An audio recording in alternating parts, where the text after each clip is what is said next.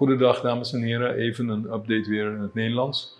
We hebben na het testen van gisteren in totaal, dus vanaf maart tot en met nu in totaal 53 personen positief getest op het eiland. Daarvan zijn op dit moment 18 mensen actief geïnfecteerd. 34 zijn reeds genezen en 1 is overleden. Dat betekent dat er gisteravond 4 nieuwe meldingen bij waren. Dat zijn mensen die we als lokale transmissie afgeven. En die zijn alle 4 gelinkt naar een van de eerdere geïdentificeerde clusters. Waarom is het belangrijk om dat te noemen elke keer? Niet dat wij mensen willen aanmerken, niet dat wij privacy van mensen willen schenden. Het geeft alleen maar iets aan of het nou een totaal nieuw geval is die niet gelinkt is met welk andere cluster eerst geïdentificeerd.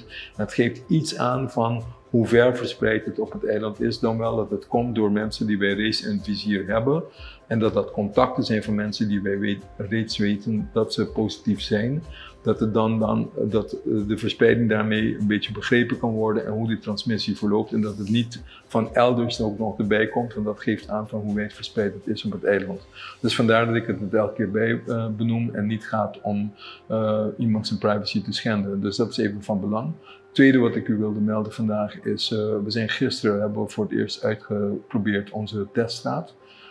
Waarom doen we dat nu? Tot nu toe was de strategie steeds om te focussen dat als mensen mogelijk geïnfecteerd zijn, of wel verdacht waren dat ze COVID positief zouden kunnen zijn, dat we hebben geprobeerd deze mensen zoveel als mogelijk thuis te houden, dat wij afspraken maken en dat wij naartoe gaan om te voorkomen dat mensen zich buiten huis gaan begeven en mogelijk andere mensen kunnen besmetten.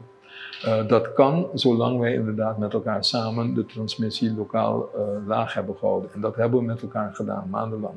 Maar nu dat er lokale transmissie is op het eiland, zonder herleidbare bron, met als kans dat het verder sneller uitbreidt. En dat zien we ook, we zitten heel minutieus de contacten na te gaan. Het gaat om meer getallen en meer mensen die je meteen moet testen. En dan is het efficiënter om in een corridor mensen naar jou toe te laten komen onder een veilige omgeving, dus in een eigen auto met mondmasker op, testen en dan meteen weer naar huis. En dan kunnen we dat meer testen aan en op een efficiëntere wijze dat ook kunnen bewerkstelligen. Gisteren hebben we het uitgeprobeerd voor het eerst. In 2 uurtjes zijn er ongeveer 20 mensen getest. Dat gaat wel goed, dus vandaag gaan we door.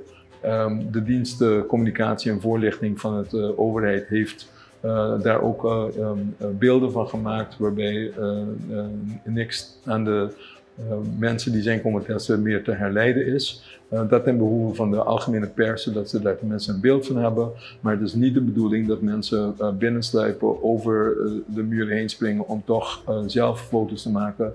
Het gaat wel om het beschermen van privacy van mensen. En zelfs al blur je die mensen uit, dan nog heeft de pers dan wel gezien wie het is en dan kunnen we problemen krijgen. Dus een beroep aan alle pers om dat liever niet te doen.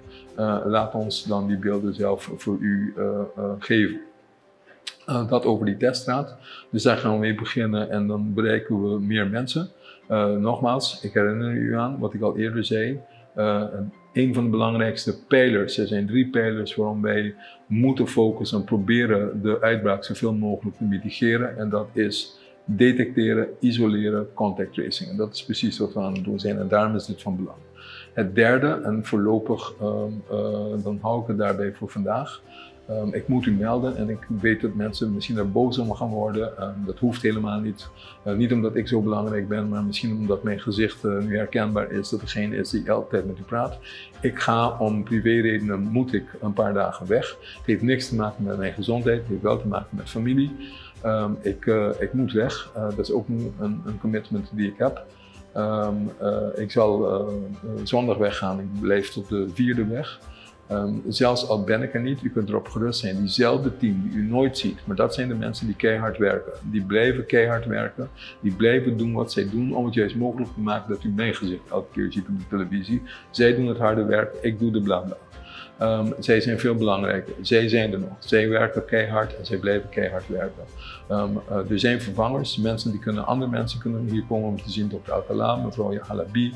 Dat zijn helemaal geen onbekenden, dat zijn mensen die er zijn. Het hele team is er. Noredis Lorenz, Iralis Jansen, Nicole van der Haar. Er zijn meer mensen die keihard werken. Ik noem ze niet allemaal omdat ik bang ben dat ik mensen ga vergeten, maar er zijn veel meer mensen die hard werken.